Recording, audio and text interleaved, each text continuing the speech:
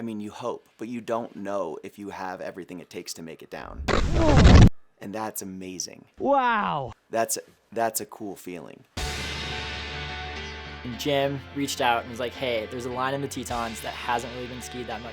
It's hidden, hard to get to, and super dangerous. There's a moment when I get a notification that says Jim Ryan's texted me that I'm like, just like, oh shit. So we're meeting at 5:30 in the morning. We want to get first to the top of Apocalypse, then ski Apocalypse, and then boot up Four Horsemen before the sun hits the Four Horsemen and all the cornices, collapse on us and we die. So we're in a rush, and the whole approach is frozen solid. Neither of us brought ski crampons. So we start the day mostly by being frustrated and falling on our faces. It's exhausting. I'm so handy. Eventually we get to the top of Apocalypse Couloir. We know the line, we've skied it a bunch. Here we go. So we dropped in, and it was pow. It's good.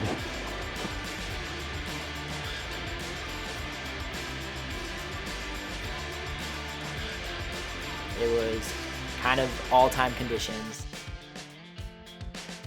Yeah, buddy. Yeah, Eric. Yeah, Bubba. And it kind of, for a second, makes us forget what we were about to go do. Yeah, dude! That was so sick.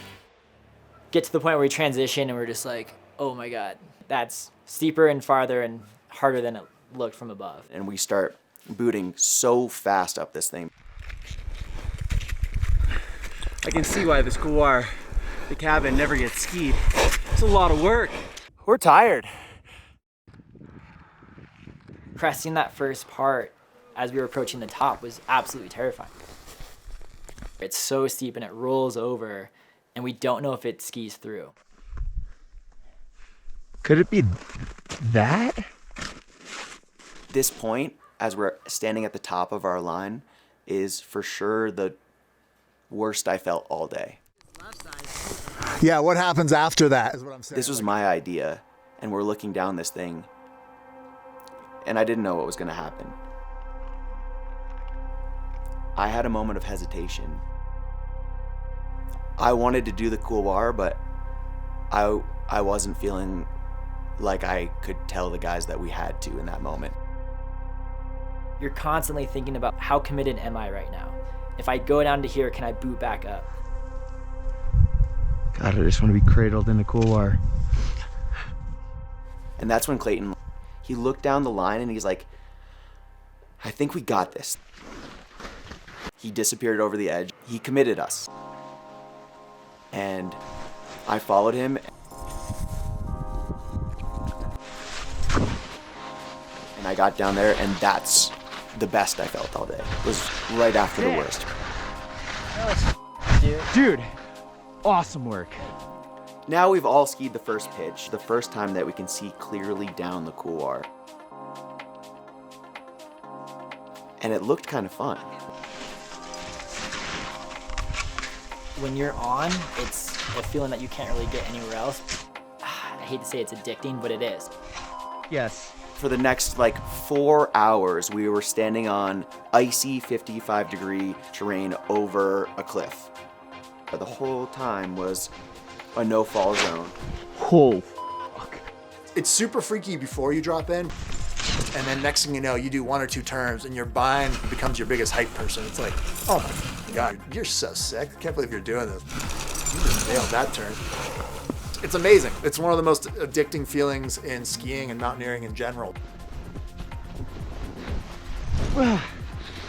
About 2/3 of the way down, it just funnels into this unknown crack, the width of my body, that's filling with slough. Whoa. The choke constricts to the point where it's basically the width of my shoulders.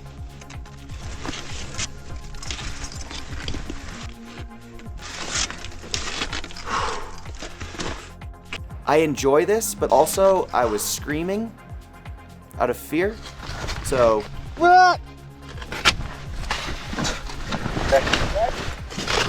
Holy shit.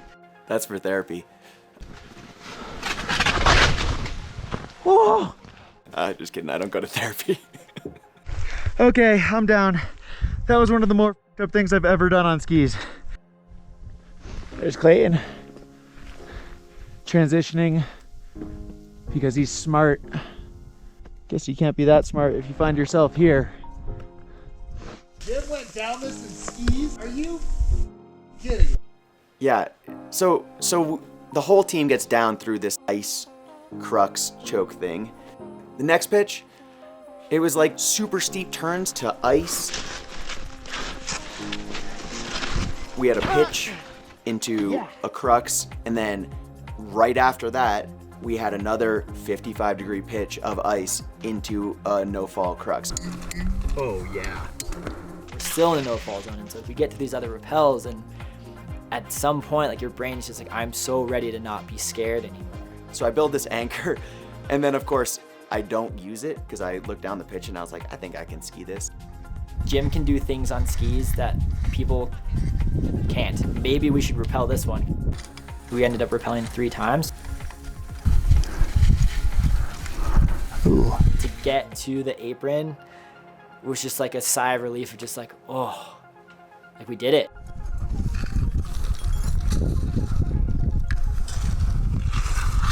Good God. Jesus Christ. I don't know how to describe it, but when you pull something off on skis that seems impossible, We made it. you really appreciate everything in your life and the people you did that with more. Forever. I haven't felt safe for like 6 hours. We're stoked. Clayton's. You stoked? I'm psyched. And I freaking loved it.